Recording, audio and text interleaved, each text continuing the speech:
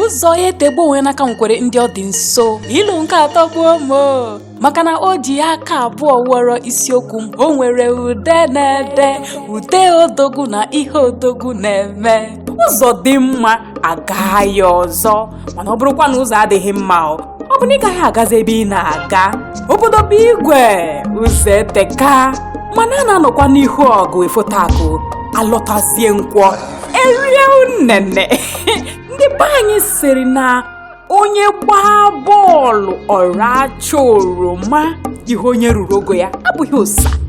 Ọ bụrụ na akpa gị na-eku ume ndụ, jiri otu IVM baala onwe gị mba. Ngwa lezie n'ikenga. Chai! Ana m eche ọgadagide n'ijele. Let me summarize though. It's very IVM, it's very mesmerizing. When the road is rough and tough, you do not quit. Mbano. You get yourself a befitting ride. IVM. Innocent Motors, the pride of African roads.